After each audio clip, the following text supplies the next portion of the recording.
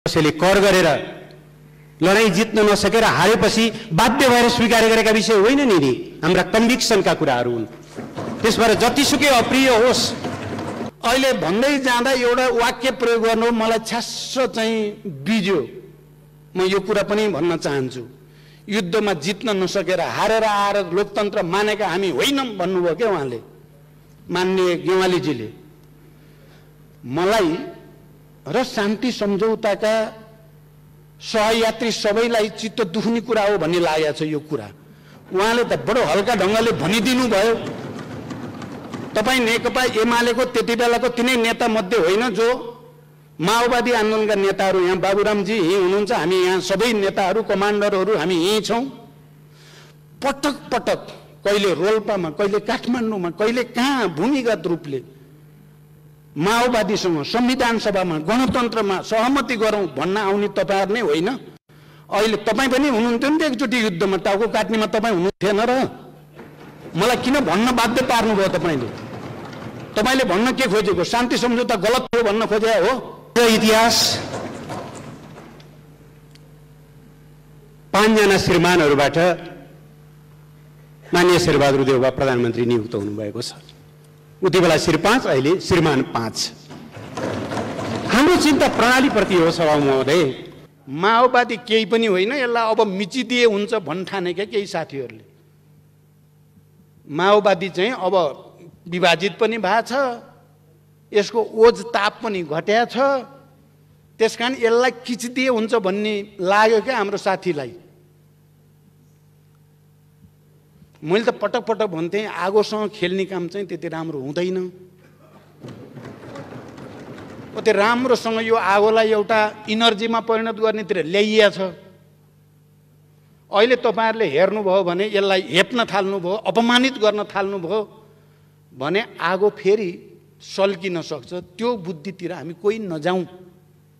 मैले के भन्छु भने मान्य ओलीजी निवर्तमान प्रधानमन्त्री यहाँ हुनु भएन, उहाँले सुनिराख्नु भएको होला।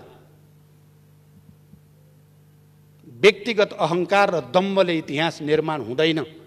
बनेको इतिहासलाई तपाईँले जबरजस्ती आफ्नो व्यक्तिवादी चरित्रले चाहिँ निमिट्यान्न पार्छु भन्ने ठान्नु भएको भने तपाईँले ब्लन्डर गर्नुभएको, त्यसको फल भोग्दै हुनुहुन्छ, भोग्दै जानुहुन्छ अझै। जो कसैले जहाँ भोट हाले पनि हुन्छ, फ्लोर क्रस गरे पनि हुन्छ, जसले जसलाई भोट दिए पनि हुन्छ, त्यस बापत हुइप लाग्दैन, त्यस बापत कारवाही गर्न पाइँदैन। आज कसैलाई सन्चो होला सभा महोदय? यस्तो सन्चो धेरैचोटि हुने गरेको देखेका हौँ हामीले विगतमा पनि। तर यो सन्चो हामीलाई एकछिन प्राप्त भएको सन्चो म रेकर्ड गराउन चाहन्छु। नेपालको लोकतन्त्र भर्खर स्थापित संघीय लोकतान्त्रिक गणतन्त्रका लागि क्रोनिक बन्नेछ, क्यान्सर बन्नेछ, यसले हामीलाई समाप्त पार्नेछ। यसलाई धेरै ग्लोरिफाई नगरौँ। हामी यहाँ जिउँदैछौँ र उपस्थित छौँ क्या, यहीँ चल्दैन, त्यस्ता झुटा कुरा चल्दैन। अब त नेपाली जनताले राम्रो बुझेको छ, भ्रष्टाचार गर्दिन, गर्न पनि दिन्न। के को लागि त? भ्रष्टाचारको ढाकछोप गर्नको लागि वाक्य रहेछ प्रधानमन्त्रीको भन्ने कुरा जनताले बुझिसके। धेरै गम्भीर प्रश्नहरू उत्पन्न भएका छन्। सभा महोदय, फेरि दोहोऱ्याएर भन्छु, हामी यी प्रश्नहरू सरकारबाट बाहिरिनु परेका कारणले गर्दै छैनौँ। 36 वर्ष बाहिरिएका थियौँ, प्रतिबन्धित अवस्थामा थियौँ, 20औं वर्ष प्रतिपक्षमा थियौँ, अरू केही वर्ष प्रतिपक्षमा बस्नु पर्ला। किनभने हाम्रा निम्ति जनता सर्वोच्च अदालत हुन्, हाम्रा निम्ति जनता सर्वोच्च भगवान हुन्। 76-5 दोष दिएर लोकतन्त्र जान लाग्यो, प्रणाली बर्बाद भयो भनेर गोहीको आँसु चुहाएर दुनियाँ कसैले पत्याउँछ तपाईँलाई? किन पत्याउने तपाईँलाई? सभा महोदय, भनिन्छ इतिहास दुईचोटि दोहोरिन्छ। पहिले दुखान्तको रूपमा र दोस्रो चोटि विद्रूप भएर अर्थात् प्रहसनको रूपमा। आज कता कता मलाई त्यो इतिहासको एउटा स्मरण भइरहेको छ।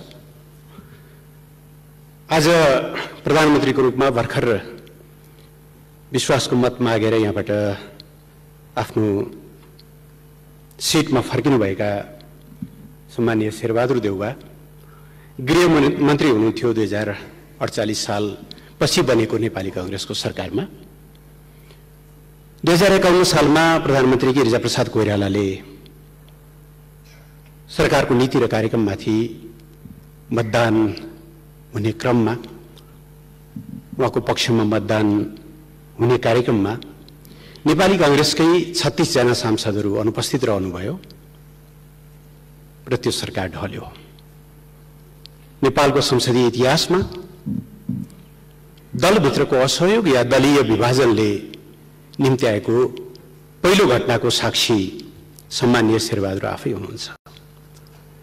दोस्रो सन्दर्भ आयो 2053 साल फागुनमा उहाँ मनमोहन अधिकारीको लोकप्रिय सरकारलाई विस्थापन गरेर प्रधानमन्त्री बन्नुभएको थियो। उहाँले आज जस्तै गरिकन विश्वासको मत माग्नु भएको थियो, तर उहाँकै दलका दुईजना मान्यज्यूहरू माननीय चक्रबहादुर शाही र दीपक जंसा अनुपस्थित भएपछि त्यो सरकार ढल्यो। 2059 सालमा उहाँ फेरि प्रधानमन्त्री हुनुहुन्थ्यो। संसदमा संकटकाललाई निरन्तरता दिने कि नदिने भन्ने बारेमा छलफल चल्दै थियो, मतलब त्यो एजेन्डा बन्नेवाला थियो। त्यति बेलाको पार्टीको तर्फबाट असहयोग हुन्छ भनेपछि उहाँले प्रतिनिधि सभा विघटन गर्नुभयो। 59 जेठमा चुनाव समयमा हुन सकेन र त्यही चुनाव हुन नसकेको आरोपमा अक्षमताको प्रमाण भिराएर तत्कालीन राजा ज्ञानेन्द्रले उहाँलाई प्रधानमन्त्रीबाट बर्खास्त गरे।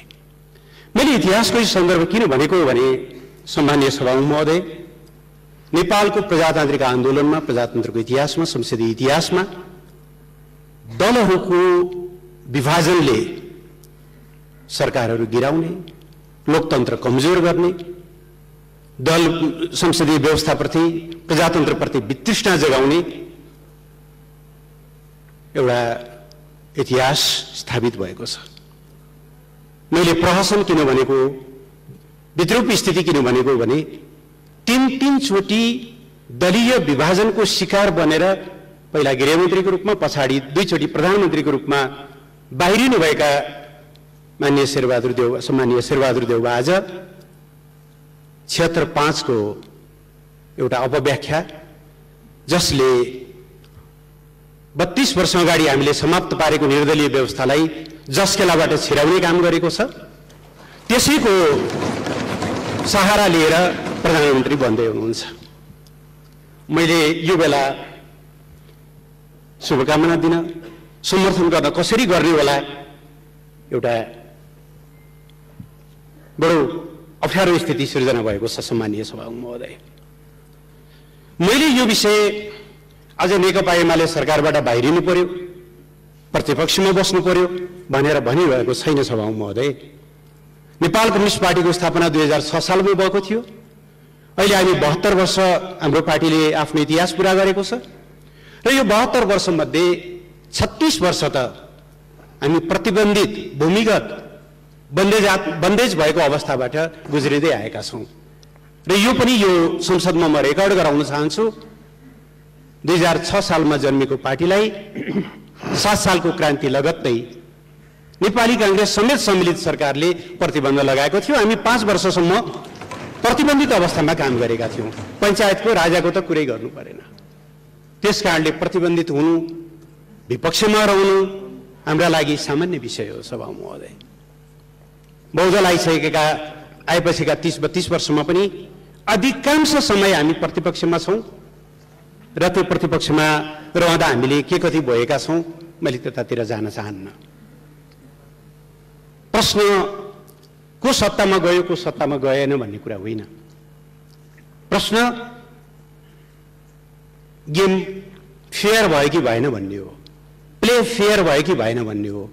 र आज हामीलाई सरकारबाट बाहिरिएको कुरामा होइन, प्रणाली भत्किँदै गरेको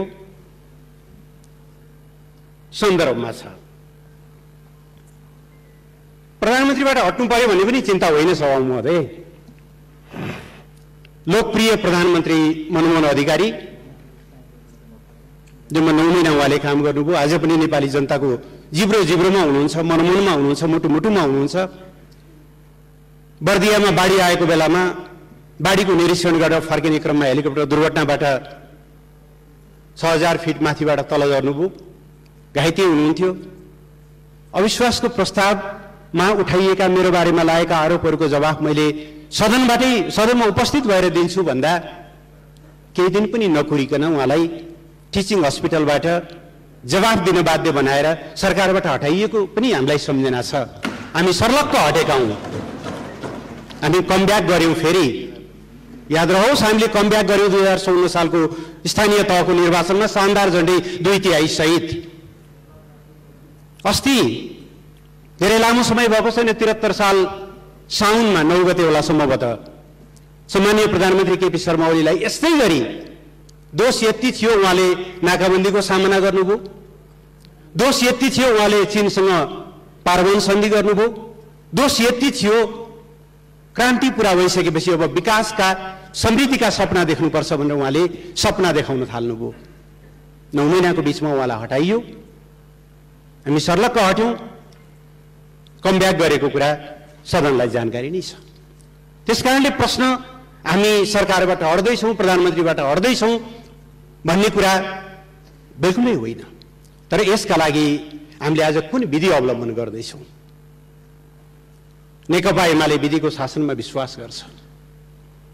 संविधानको सर्वोच्चता, विधिको शासन, मानवाधिकार, शक्ति पृथकीकरण हामीले अवलम्बन गरेको जनताको बहुदलीय जनवादका अविभाज्य अङ्गहरू हुन्। कसैले कर गरेर लडाईँ जित्न नसकेर हारेपछि बाध्य भएर स्वीकार गरेका विषय होइन नि, हाम्रा कन्भिक्सनका कुराहरू हुन्। त्यसबाट जतिसुकै अप्रिय होस् हामी सम्मानित सर्वोच्च अदालतका फैसलाहरूलाई मान्छौँ, त्यो कुरालाई स्वीकार गर्छौँ। तर आज हामीलाई चिन्ता सम्मानीय सभामुखज्यू लोकतन्त्र अडिएका पिलरहरू खल्बलिन थाले भन्ने कुरामा छ। लोकतन्त्रका पिलरभित्र एउटा महत्त्वपूर्ण पिलर शक्ति पृथकीकरणको सिद्धान्त अर्थात् नियन्त्रण र सन्तुलन हो।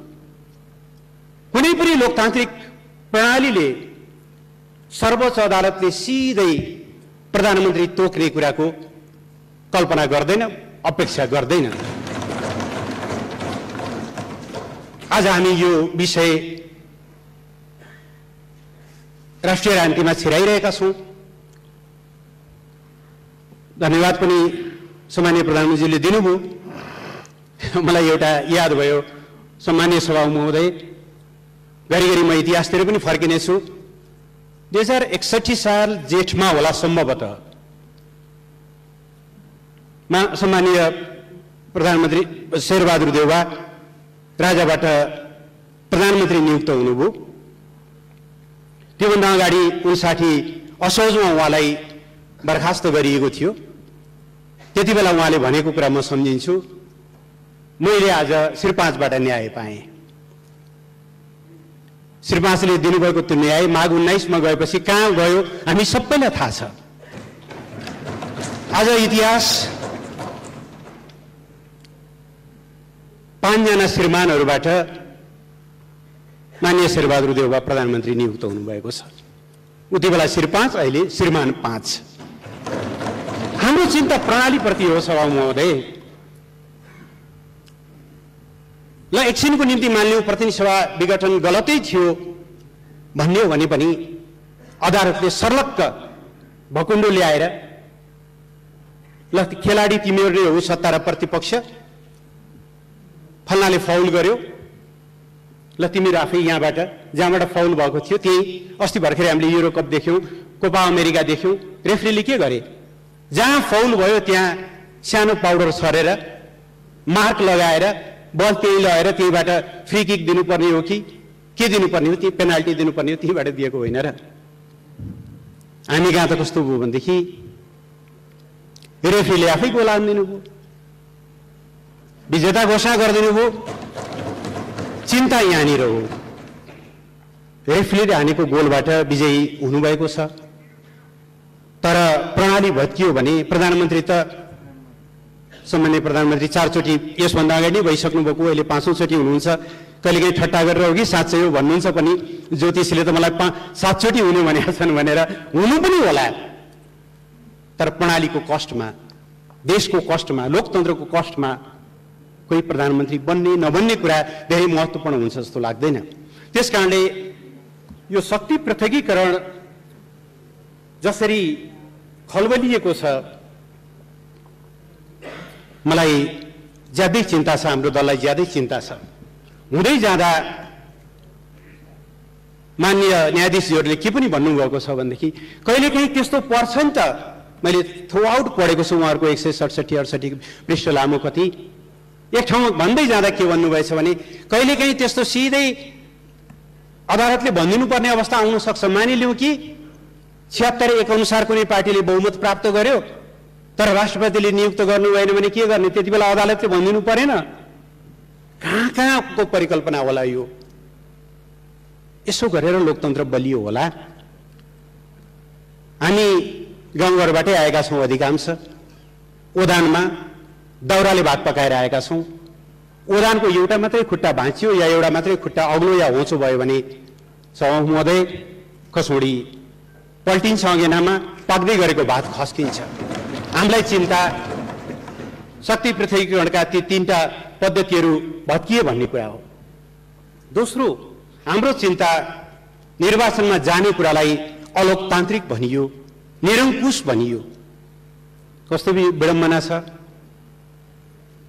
हामी जनताको प्रतिनिधि नासो दरबारमा बुझाइएको पनि यिनै आँखाले देखेका छौँ। हामी त जनतामा जान्छौँ, काम गर्न अप्ठ्यारो पर्यो जनतामा जान्छौँ भन्दा हामीलाई लाञ्छित गरिएको छ निरङ्कुश भनेर। जनतामा जानु, ताजा जनादेश माग्नु, निरङ्कुश हुने, तर कुनै बेला भएको प्रजातन्त्र चाहिँ टपक्क टिपेर उता लैजाने कुरा चाहिँ लोकतान्त्रिक हुने। यस्तो परिभाषाहरूले हामीलाई कहाँ पुर्याउला? हाम्रो चिन्ता त्यहाँनिर हो। सभामुख महोदय, तेस्रो हामीलाई अति चिन्ताको विषय संविधानको धारा 76(5) को व्याख्यामै हो। संविधान अक्षरहरूको सङ्गालो मात्रै होइन सभामुख महोदय। संविधान एउटा यस्तो एडिफिस हो जसको शिरदेखि प्रस्तावनादेखि लिएर हाम्रो संविधानको भन्ने भने हामी सार्वभौम सत्ता सम्पन्न नेपाली जनता भन्नेदेखि लिएर तल अनुसूचीको पुच्छारमा रहेका प्रत्येकलाई समग्रतामा राखेर हेर्नुपर्छ। छातीमा हात राखेर भनौँ सभामुख महोदय र सभामुख महोदय मार्फत यो सदनले के कहीँ कतै यो संविधानले हामीलाई निर्दलीय अभ्यास गर्ने छुट दिन्छ? हामी चुनावमा दलको तर्फबाट उम्मेदवारी दिएर जान्छौँ।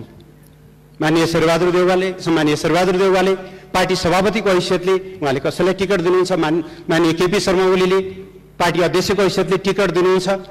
त्यो टिकट लिएर हामी पार्टीको प्रतिनिधि भएर जनतामा जान्छौँ, घोषणापत्र लिएर जान्छौँ, चुनाव चिन्ह लिएर जान्छौँ। जनताले त्यो चुनाव चिन्ह, त्यो घोषणापत्र, त्यो कार्यक्रम, दलका नीतिहरू लिएर हामीलाई समर्थन या असमर्थन असहयोग गर्छन्। त्यसका निम्ति तल भयानक लडाईँ भएको हुन्छ। देशका प्रमुख पार्टी हुनुको नाताले कांग्रेस र एमालेको बीचमा चर्को प्रतिस्पर्धा हुन्छ रुख कि सूर्य भन्ने बारेमा। लड्ने त्यसरी, चुनाव जितेर आउने यसरी, सरकार बन्ने बेलामा जो कसैले जहाँ भोट हाले पनि हुन्छ, फ्लोर क्रस गरे पनि हुन्छ, जसले जसलाई भोट दिए पनि हुन्छ, त्यस बापत हुइप लाग्दैन, त्यस बापत कारबाही गर्न पाइँदैन। आज कसैलाई सन्चो होला सभामुख महोदय? यस्तो सन्चो धेरैचोटि हुने गरेको देखेका हौँ हामीले विगतमा पनि। तर यो सन्चो हामीलाई एकछिन प्राप्त भएको सन्चो म रेकर्ड गराउन चाहन्छु। नेपालको लोकतन्त्र भर्खर स्थापित संघीय लोकतान्त्रिक गणतन्त्रका लागि क्रोनिक बन्नेछ, क्यान्सर बन्नेछ। यसले हामीलाई समाप्त पार्नेछ। यसलाई धेरै ग्लोरिफाई नगरौँ। आज एमालेलाई अप्ठ्यारो होला, एमालेका केही साथीहरू दुईतिर बाँडिनु होला, त्यसले एकछिन क्षणिक रूपमा कसैलाई जित हार होला। प्रश्न हामीलाई त्यहाँ पनि छैन। 15 सालमा 4 सिट लिएर लडेको नेकपा हो। केही साथीहरू तलमाथि हुँदैमा हामी त्यसमा पनि चिन्तित छैनौँ। तर प्रणाली, बहुदलीय व्यवस्था, यो दलीय प्रणाली कमजोर भयो भने अब मान्छे 76(2) अनुसारको मिलिजुली सरकारमा किन बसिरहन्छ सभामुख महोदय? त्यहाँ त दलको हिप मान्नुपर्छ। त्यसलाई विश्वासको मत नदिकन स्किप गरेर 5 मा जान पाइयो भने मन लागेको ठाउँमा भोट हाल्न पाइयो, हुइप लाग्ने भएन। हाम्रो संविधानले यस्तो परिकल्पना गर्छ र तर अजीब व्याख्या भयो संविधानको। यसप्रति हामी एकदमै चिन्तित छौं। महाभियोगमा पनि सांसदहरू स्वतन्त्र हुन पाउँछन्।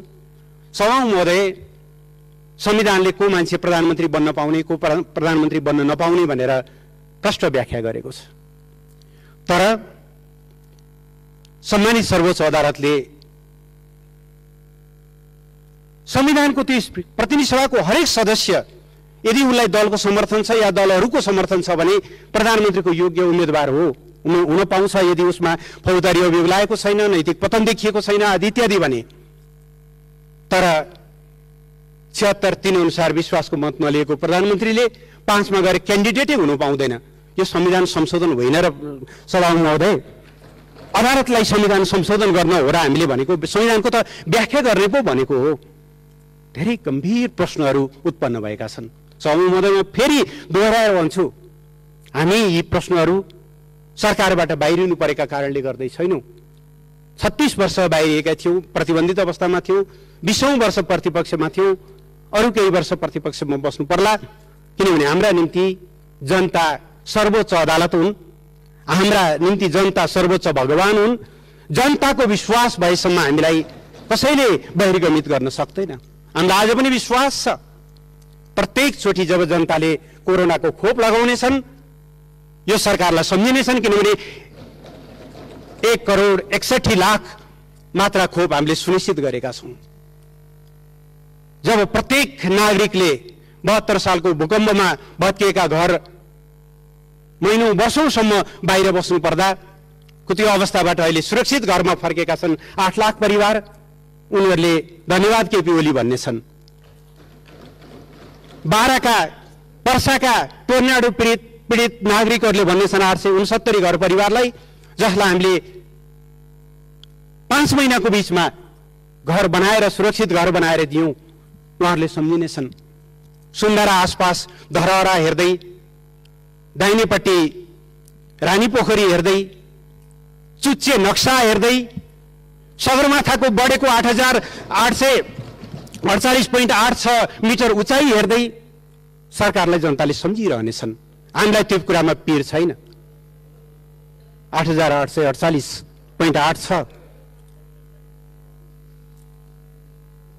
लिम्पियाजुरा, लिपुलेक र कालापानी, जसको बारेमा उच्चारणसम्म विगतमा गर्न सकिँदैन थियो, जसको बारेमा यहाँ आएका प्रस्तावहरूलाई अनेकौं जालजेल गरेर चाहिँ तुहाउने काम गरिएको थियो, ती कुराहरूमा जनताले सम्झिनेछन्। त्यसकारणले हामीलाई बाहिर जानु पर्यो भन्ने कुरामा होइन। हामीले बनाएका 50 भन्दा बढी नयाँ कानूनहरू जसले संविधानलाई पूर्ण रूपले फङ्सनल बनाएको छ, संहितालाई कार्यान्वयन गर्नका निम्ति हामीले गरेका कामहरू जसले आज 761 सरकारहरू फङ्सनल छन्। अल्पविकसित अवस्थाको कलङ्कको टीका मेटाएर हामी विकासशील देशमा स्तरोन्नत हुने चरणमा पुगेका छौं। त्यो विषयमा जनताले सम्झिरहनेछन्। सीके राउत जसले कुनै बेला पृथकतावादी अभियान, छुट्टै झण्डा, छुट्टै राज्य, छुट्टै राष्ट्रगान सहित आउँथे, आज शान्तिपूर्ण मूल प्रवाहमा आएका छन्। नेपाली जनताले त्यो अखण्डतामा सम्झिनेछन्। संविधान जारी भएर पनि हिंसा रोकिएन। नेकपा विप्लव समूह हिंसाकै बाटोमा थियो, उहाँहरू अहिले शान्तिपूर्ण बाटोमा फर्किनु भएको छ। हिजो संविधानप्रति असहमत, संविधानको विरोध गर्ने सबै साथीहरू अहिले संविधानको रक्षामा उभिनु भएको छ। सरकारले गरेको यो राष्ट्रिय सहमतिको विषयमा मान्छेहरूले सम्झिनेछन्। मेलम्चीको धारा प्रत्येकचोटि खोल्दा काठमाडौँवासीले सम्झिनेछन्। लोड सेडिङ अन्त्य भएर तामाकोसीको बिजुली बाल्दा प्रत्येकचोटि जनताले सम्झिनेछन्। उत्तरतिर खोलिएका नाकाहरू जसले अब नेपाल कहिले पनि नाकाबन्दीमा पर्ने छैन, पारवन सन्धि र त्यसको प्रोटोकल, त्यसमा सम्झिनेछन्। गाउँ गाउँमा पुगेका हस्पिटलहरू, स्वास्थ्य बिमाहरू, श्रमिकहरूको हिजो अस्ति 1 गतेदेखि तलब बढेको छ। हुन त जसले होड छ, यही सरकार आएर बढाइदियो 1,500 मासिक पारिश्रमिक भनिदिए पनि हामीलाई केही फरक पर्दैन। किनभने हामीलाई जस लिने होड छैन। हामीलाई त श्रमिकहरूको खल्तीमा अलिकति भए पनि बढी पैसा परोस् भन्ने हो। श्रमिकहरूले त्यहाँनिर सम्झिनेछन्। यिनी कुराहरू हुन् सभामुख महोदय। त्यस कारणले मैले आज यो सम्मानित सदन सामु बिहेर मुलुकको प्रणाली जुन दिशातिर जाँदैछ, गिरिजाप्रसाद कोइरालाले, स्वर्गीय गिरिजाप्रसाद कोइरालाले भन्नुहुन्थ्यो,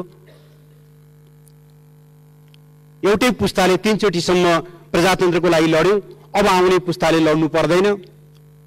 तर यही ढङ्गले प्रणाली भत्काउँदै गयौँ, कसैलाई प्रधानमन्त्री बन्न, कसैलाई प्रधानमन्त्रीबाट हटाउन, यही ढङ्गका हतियारहरूको हामीले सहारा लिँदै गयौँ। यिनै सिद्धान्तहरू स्थापित हुँदै गयो भने प्रणाली के होला, अलिकति हाम्रो चिन्ता त्यहाँनिर छ। त्यस कारणले यसको बारेमा हामी निरन्तर खबरदारी गरिरहनेछौँ। राष्ट्रको हितमा हाम्रो दल अटल पहरेदार बनेर रहनेछ। राष्ट्रियताका प्रश्नमा हामी 24 घण्टा चनाखो आँखा राखेर झिमिक्क नगरिकन निहालिरहनेछौँ भइरहेका गतिविधिहरूको बारेमा।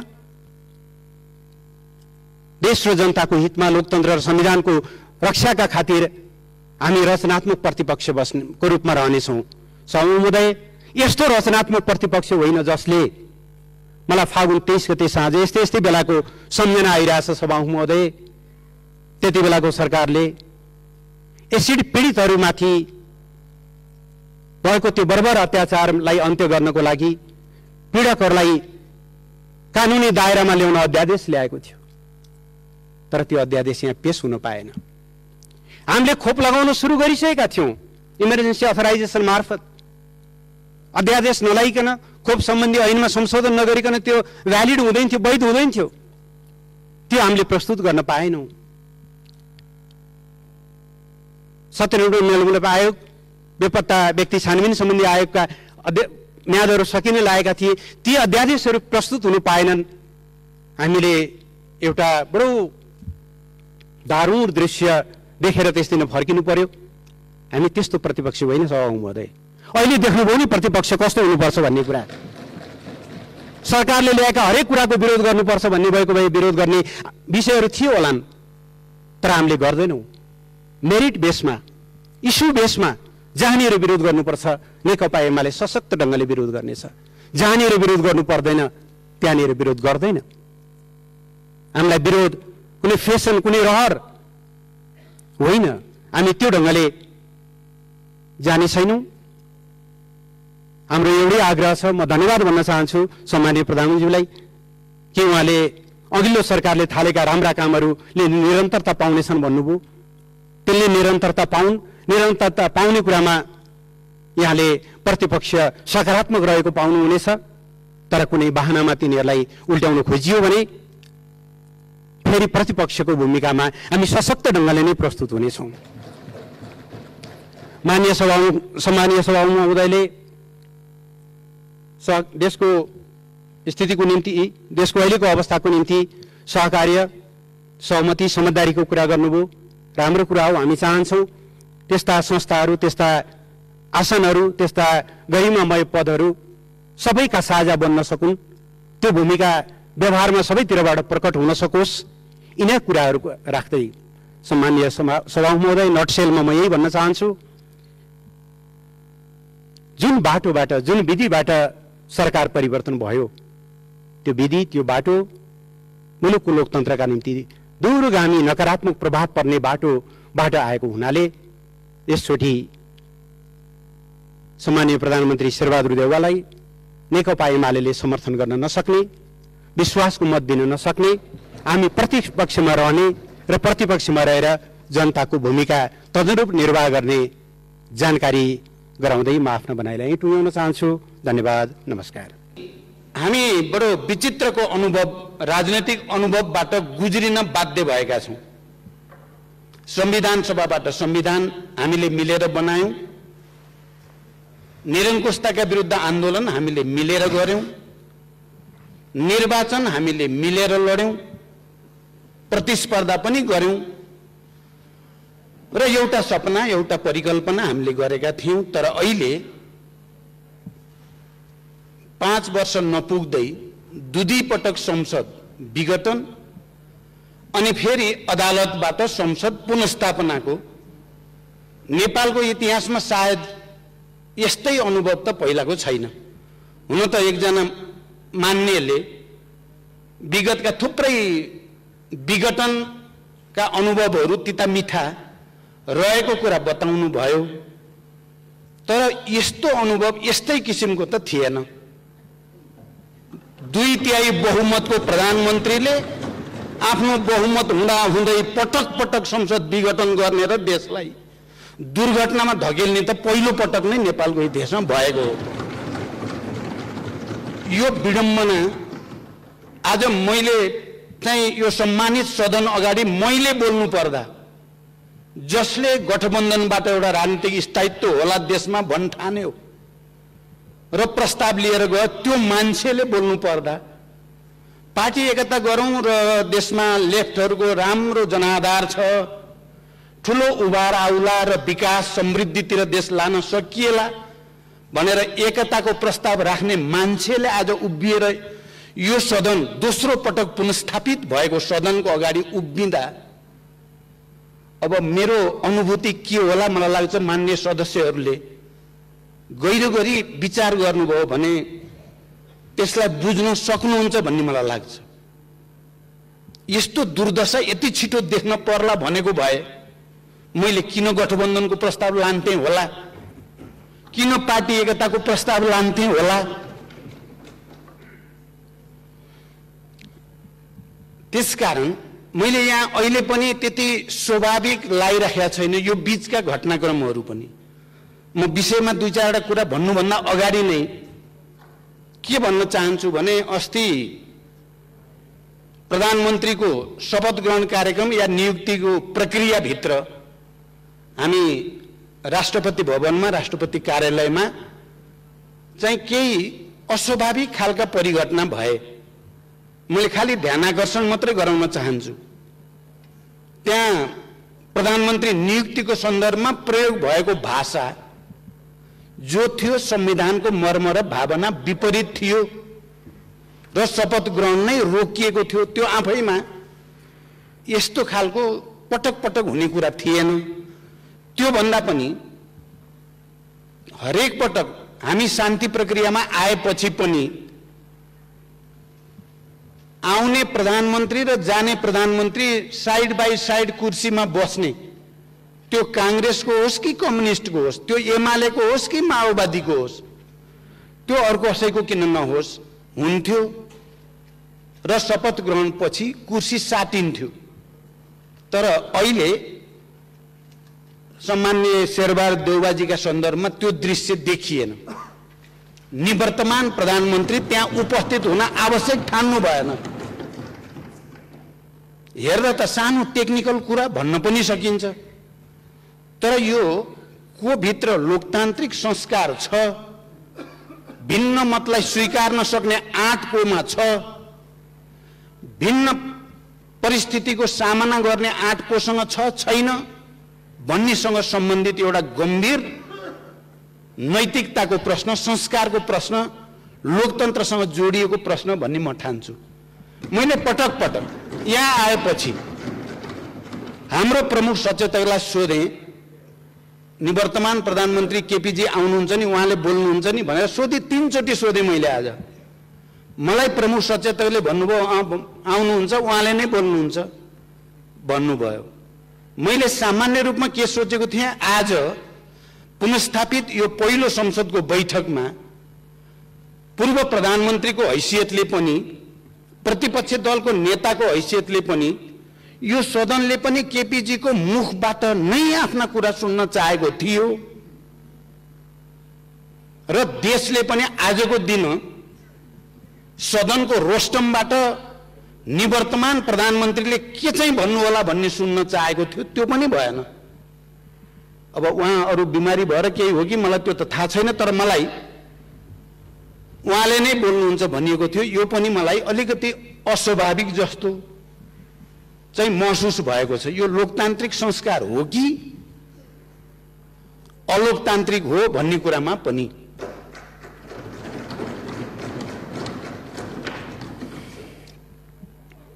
भनिन्छ के भने तर्क त धेरै गर्न सकिन्छ, तर तर धेरै तर्कलाई एउटै तथ्यले चाहिँ राम्रैसँग खण्डन गर्न सक्छ पनि भनिन्छ।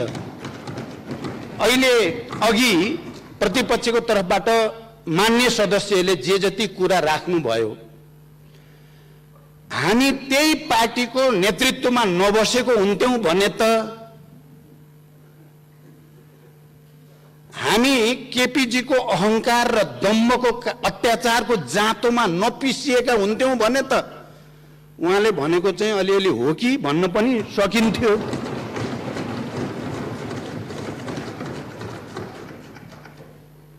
मनोगतवाद, अहंकारवाद, व्यक्तिवाद,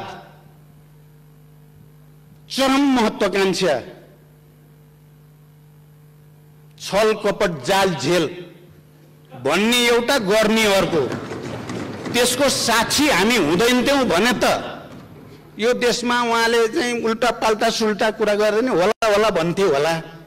तर हामी यहाँ जिउँदै छौं र उपस्थित छौं के यही चल्दैन, त्यस्ता झुटा कुरा चल्दैन।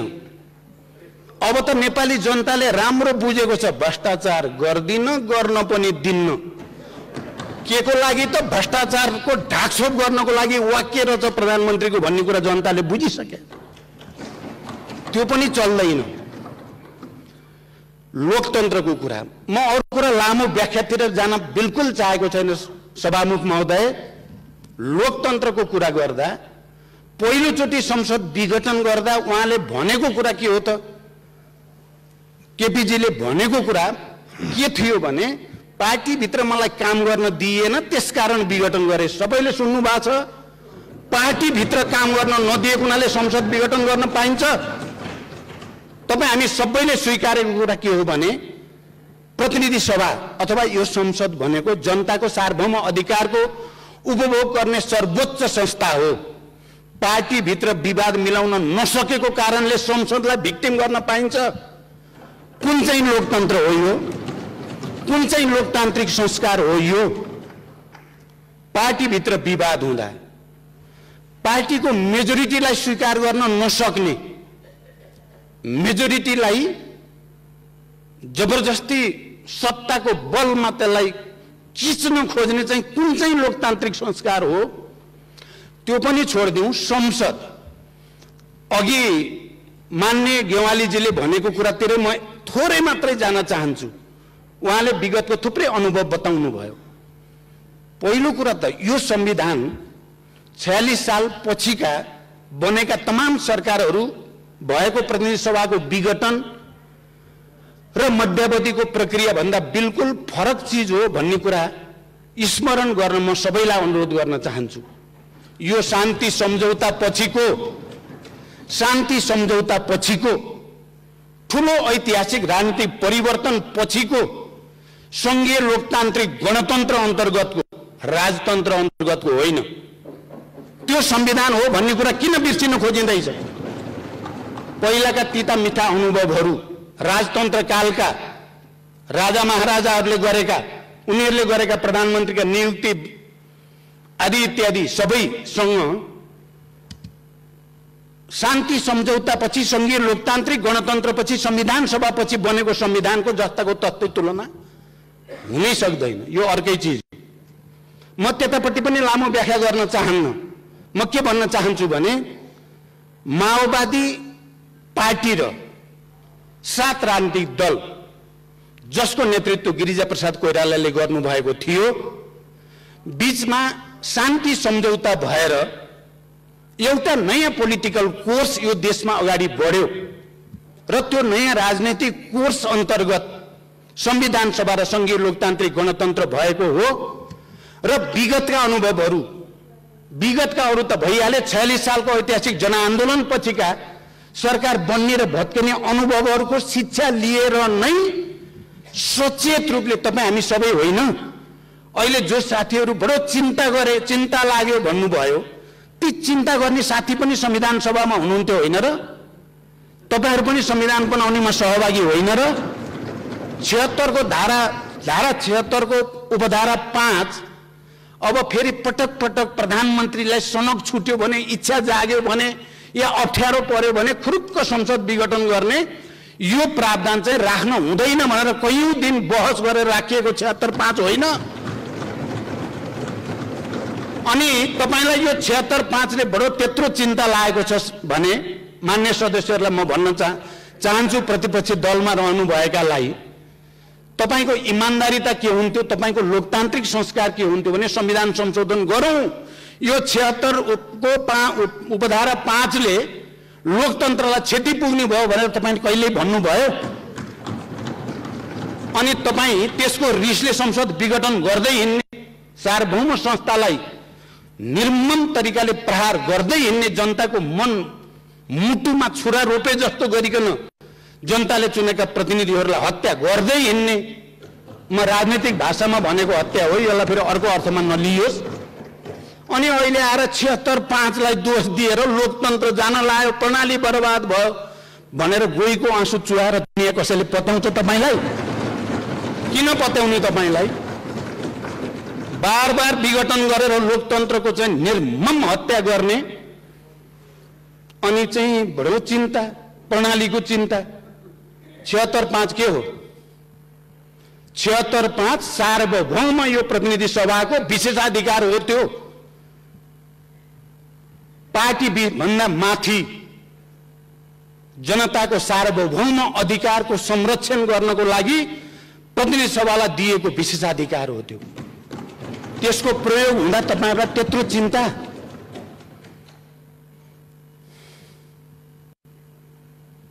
76.5 हामी सबैले बनाएको हो, त्यसमा कसैको मतभेद थियो? जो साथीहरुको मतभेद थियो ती मतभेद हुने साथीहरुको त अरु थुप्रै विषयमा थियो, तर जसले हामी संविधान लेख्यौं हाम्रो सर्वसम्मत थियो। 76.5 मा कुनै पनि दलको सांसदले बहुमत सिद्ध गरेर आधार प्रस्तुत गर्यो भने राष्ट्रपतिले उसलाई प्रधानमन्त्री नियुक्त गर्नेछन्।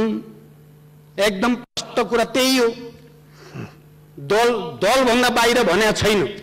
कतिपयले तर्क गरे 2 अनुसार पनि भनेको छ नि 5 मा भन्ने तर्क पनि कतिपयले गर्ने गरेको पाइन्छ। 2 अनुसार भनेको हामीले त्यति बेला संविधान बनाउने बेलामा पनि बुझेको, आज पनि त्यसको व्याख्या भएको कुरा के हो भने यो प्रतिनिधि सभा भन्दा बाहिरको मान्छे आएर प्रधानमन्त्री बन्न नपाओस् भनेर त्यसलाई रोक्न खोजेको सम्पूर्ण अधिकार यहाँ प्रतिनिधि सभामा राख्न खोजेको। म मान्य सदस्यहरूको ध्यान त्यतापट्टि आकर्षित गर्न चाहन्छु। अहिले सम्माननीय प्रधानमन्त्री शेरबहादुर देउवा नेपाली कांग्रेसको सभापति हो र यो सदनका कुनै पनि मान्य सदस्यले उहाँलाई भोट हाल्ने अधिकार, मत दिने अधिकार दिएको हो।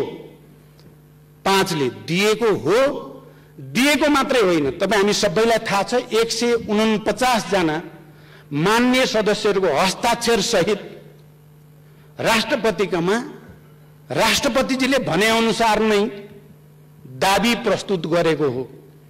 म पनि त्यही छु, राष्ट्रपतिजी सँगै त्यति बेला हामीले भनेका थियौं संविधान त राष्ट्रपतिजी तपाईले इफ गर्ने ठाउँ पनि छैन, बट गर्ने ठाउँ पनि छैन। अब शेरबहादुरजीलाई प्रधानमन्त्री नियुक्ति गरिदिनुस्, विश्वासको मतको निम्ति सदन पठाइदिनुस्। एकदम सिधा। संविधान पनि सिधा छ, त्यसको व्याख्या पनि हामीले बुझेका छौं। त्यसकारण यहाँ ठाउँ छैन र मैले त राष्ट्रपतिजी प्रति विश्वास व्यक्त गरेको थिएँ। त्यहाँ हुने यहाँ माधव नेपालजी पनि हुनुहुन्छ, शेरबहादुरजी हुनुहुन्छ, अरु नेताहरू पनि हुनुहुन्छ। त्यसकारण तपाईले अब 149 जनाको हस्ताक्षरको शनाखत गर्न चाहनुहुन्छ, हामी तयार छौं। हामी जीवित सजीव उपस्थित हुन पनि तयार छौं। तर त्यहाँ हस्ताक्षर छ, त्यसकारण राष्ट्रपतिको जिम्मेवारी हुन्छ सदनमा पठाइदिने। ल यो अनुसार हो नियुक्ति गरेर विश्वासको मत लिन सदन पठाइदिने।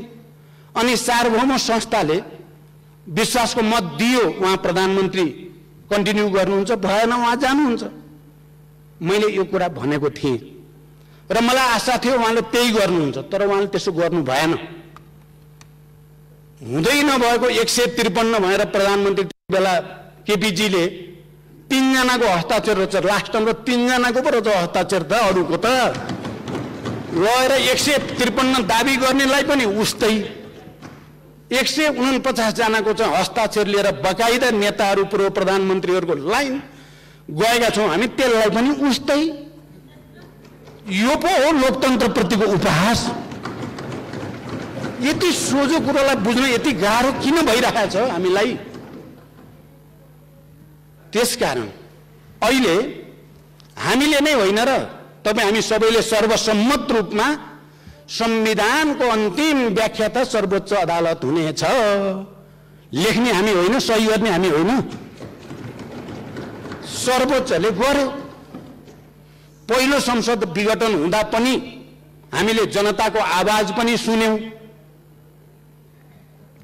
बुद्धिजीवी पत्रकार सबै मैले त भन्ने गरेको छु, बेस्ट ब्रेन नेपालकाहरूको सुनियो हामीले आवाज। अदालतले अन्ततः संविधानको मर्म र भावना अनुसार नै संसद पुनर्स्थापना गर्यो। पुनर्स्थापना गर्नु पो लोकतान्त्रिक भयो त यसलाई हत्या गर्नु लोकतान्त्रिक हुन्छ? अहिले पनि 76-5 मा गएर पर्यो। जाल जेल त पहिल्यै भयो नि।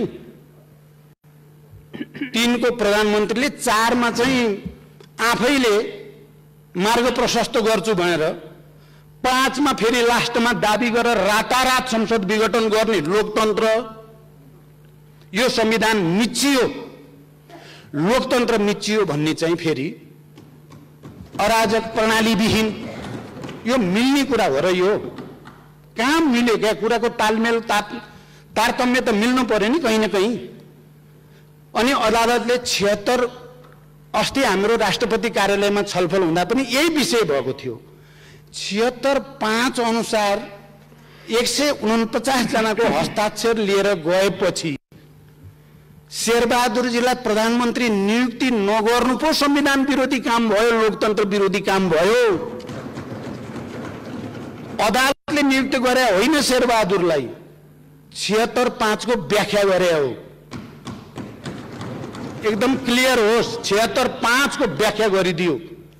76-5 सबै मान्य सदस्य तपाईँ हामी सबैलाई विवेक प्रयोग गर्ने विशेषाधिकार हो। यो संविधानले दिएको, संघीय लोकतान्त्रिक गणतन्त्रको संविधानले संसदलाई दिएको, सांसदहरूलाई दिएको विवेक प्रयोग गरेर भए पनि अकालमा मृत्यु हुनुबाट संसदलाई बचाऊ भने होइन। अनि बचायो, सिधा छ कुरा। यहाँ हाय तौबा गर्नुपर्ने म त कहीँ कुरा देख्दिनँ। म फेरि हाम्रो प्रतिपक्षी साथीहरूलाई ल निर्दलीय हुने भयो, कत्रो चिन्ता हो। निर्दलीय किन बनायो हामीले? निर्दलीय संविधान उपधारा 5 किन राखे हामीले? अनि सबै ठाउँमा व्हिप नलाग्ने भनेको छ र? जुन ठाउँमा प्रतिनिधि सभाका सदस्यहरूलाई आफ्नो अन्तरात्माको आवाज सुन, प्रतिनिधि सभा बचाऊ, संविधान बचाऊ भनेर अधिकार दियो, त्यो अधिकार प्रयोग गर्ने चाहिँ निर्दलीय, त्यो अधिकारलाई कुण्ठित गर्न चाहिँ दलीय। कसरी मिल्छ यो कुरा? मैले कहीँ कतै छेउटुप्पो देख्दिनँ। अहिले भन्दै जाँदा एउटा वाक्य प्रयोग गर्नु मलाई छ्यास्स चाहिँ बिज्यो। म यो कुरा पनि भन्न चाहन्छु, युद्धमा जित्न नसकेर हारेर आएर लोकतन्त्र मानेका हामी होइनौँ भन्नुभयो क्या उहाँले, मान्य गेवालीजीले। मलाई र शान्ति सम्झौताका सहयात्री सबैलाई चित्त दुख्ने कुरा हो भन्ने लागेको छ यो कुरा। उहाँले त बडो हल्का ढङ्गले भनिदिनु भयो। तपाईँ नेकपा एमालेको त्यति बेलाको तिनै नेता मध्ये होइन जो माओवादी आन्दोलनका नेताहरू, यहाँ बाबुरामजी यहीँ हुनुहुन्छ, हामी यहाँ सबै नेताहरू कमान्डरहरू हामी यहीँ छौँ। पटक पटक कहिले रोल्पामा, कहिले काठमाडौँमा, कहिले कहाँ भूमिगत रूपले माओवादीसँग संविधान सभामा गणतन्त्रमा सहमति गरौँ भन्न आउने तपाईँहरू नै होइन? अहिले तपाईँ पनि हुनुहुन्थ्यो नि त एकचोटि युद्धमा, टाउको काट्नेमा तपाईँ हुनुहुन्थेन र? मलाई किन भन्न बाध्य पार्नुभयो तपाईँले?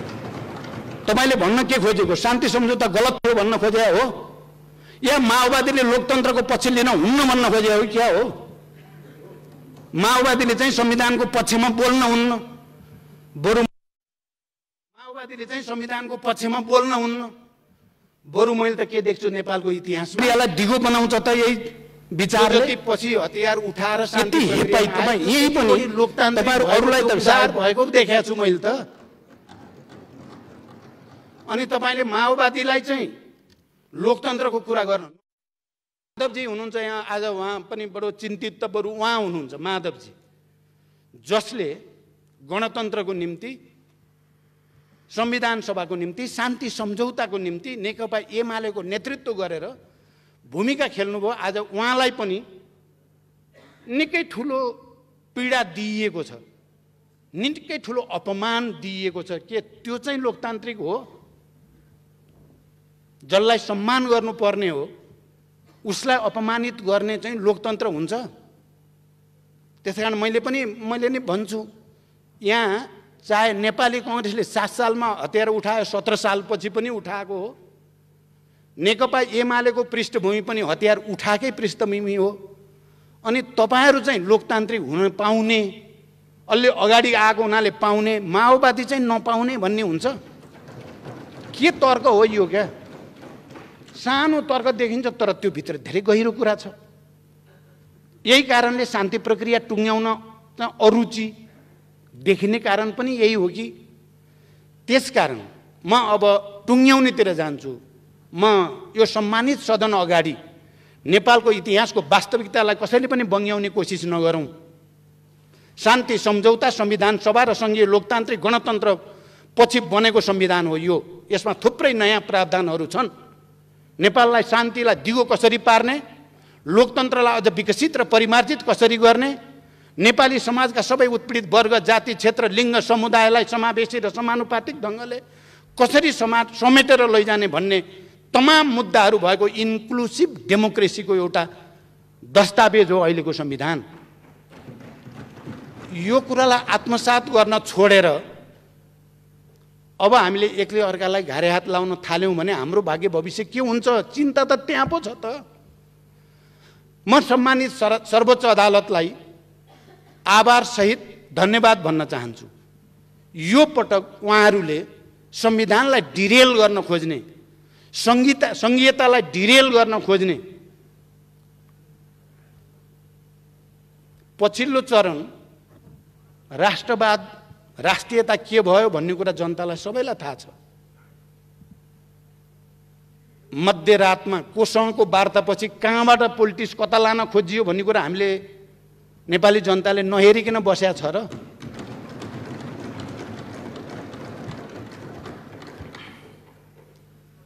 पटक पटक कम्युनिस्ट आन्दोलनलाई एकताबद्ध गर्ने, पार्टीलाई एकताबद्ध गर्ने, उदारतापूर्वक तपाईँ 5 वर्ष चलाउनुहोस्, पार्टी चाहिँ गडबड नगरौं भन्ने माथि निर्मम ढङ्गले प्रहार गर्ने प्रवृत्ति कसरी लोकतान्त्रिक हुन सक्छ?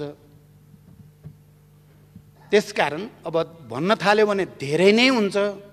तर कुरा के हो भने सर्वोच्च अदालतले नेपालको संविधानको रक्षा गर्ने, यो प्रतिनिधि सभालाई फेरि एकचोटि जीवन्त बनाउने जुन व्याख्या गर्यो, हामी सबैले आभार व्यक्त गर्नुपर्दछ। र विवेकको मत प्रयोग गर्ने यो धारामा म प्रतिपक्षका साथीहरूलाई पनि एकचोटि ठन्डा दिमागले विचार गर्न, साँच्चै विवेक प्रयोग गरेर, मलाई लाग्छ तपाईहरुमध्ये धेरै जसोलाई यो संसद पुनर्स्थापना भएकोमा आनन्द भएको छ। मैले बुझ्छु नि, मैले नबुझ्ने होइन नि कुरा, थाहा छ नि मलाई। आनन्द भएको छ, फेरि पुनर्स्थापना बल्ल बचियो। त्यो अन्तरात्माको आवाज बोलिदिनुहोस् आज, र सबै मिलेर शेरबहादुरजीलाई विवेकको मत प्रयोग गरेर प्रधानमन्त्रीमा समर्थन गरिदियो। एउटा एकताको, सहकार्यको एउटा नयाँ युगको सुरुवात आजकै दिनबाट हुन सक्छ। त्यो ठुलो छाती हामीले गर्न केले रोक्छ? सभामुख महोदय, त्यसकारण मैले त उहिले शान्ति प्रक्रियामा आउँदा हाम्रो नेतृत्वको सिंगै टिमले अब यो देशले योभन्दा बढी धान्दैन, अब जानुपर्छ भनेर एकपटक होइन, 2 पटक होइन, सबभन्दा बढी तत्कालीन नेकपा एमालेका नेताहरूसँग, मुख्यतः माधव कुमार नेपालसँग भएका पटक पटक वार्ताले शान्तिको वातावरण बन्यो। म एमालेका नेता तमाम कार्यकर्ताहरूलाई धन्यवाद भन्न चाहन्छु। र गिरिजाप्रसाद कोइरालासँग पटक पटक भएका वार्ताले 12 बुँदे समझदारीको आधार बन्यो। नबिर्सौँ हामी इतिहासको यो सच्चाइलाई। कसले कति त्याग गरेर यो बनेको हो भन्दा सबै नेपालीहरूले जनयुद्ध र जनआन्दोलनमा गरेको त्यागको परिणाम हो यो। हजारौं शहीदहरू, बेपत्ताहरू, घाइते अपाङ्गहरूको बलिदानबाट जन्मिएको हो यो। नबिर्सौँ। म त के ठान्छु भने माओवादी केही पनि होइन, यसलाई अब मिचिदिए हुन्छ भन्ठाने क्या केही साथीहरूले। माओवादी चाहिँ अब विभाजित पनि भएको छ, यसको ओज ताप पनि घट्या छ, त्यसकारण यसलाई किचिदिए हुन्छ भन्ने लाग्यो क्या हाम्रो साथीलाई।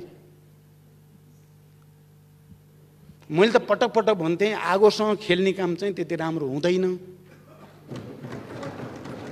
त्यो राम्रोसँग यो आगोलाई एउटा इनर्जीमा परिणत गर्नेतिर ल्याइया छ।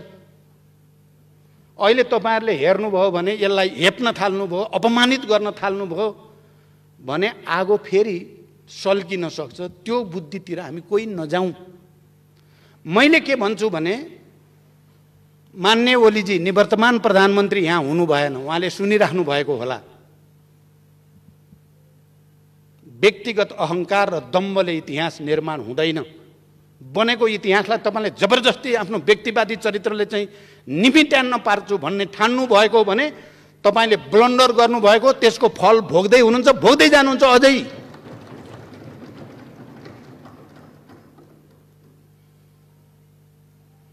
हामी अहिले नेतृत्वकर्ता नै जिउँदैछौँ, त्यति सजिलो चाहिँ चिज होइन हामी। तपाईँले माइनस गर्न खोजेर, अपमानित गर्न खोजेर अनि यिनीहरू निमोठिन्छन् भन्ने ठानिएको भने नेपाली जनताको अझ उत्पीडित वर्ग, जाति, क्षेत्र, लिङ्ग, समुदाय, समावेशी सबैका आवाजहरूको प्रतिनिधित्व हो हामी। त्यसकारण म विनम्रतापूर्वक हामी सबै मिलेर बनाएको संविधान, हामी सबै मिलेर गरेको आन्दोलन, हामी सबै मिलेर गरेको निर्वाचन, त्यसबाट हामीले सहकार्यको एउटा नयाँ यात्रा सुरु गर्ने भनेको कुरालाई सबैले गहिरो गरी ध्यान दिउँ। सबैले आफ्नो आफ्नो अन्तरात्मामा फर्केर हेरौँ, कसले कति त्याग गर्यो, कसले कति जालझेल गर्यो, कसले अन्तरात्माको आवाज बोलेको छ, कसले जालझेल र फट्याइ बोलेको छ भन्ने कुरा इतिहासले र नेपाली जनताले भोलि न्याय गर्नेछन् भन्ने विश्वाससहित फेरि एकचोटि यो परिवर्तनको निम्ति ज्यान गुमाउने सबैप्रति श्रद्धाञ्जली र सम्मान व्यक्त गर्दै म आफ्नो भनाइ टुङ्ग्याउँछु। धन्यवाद।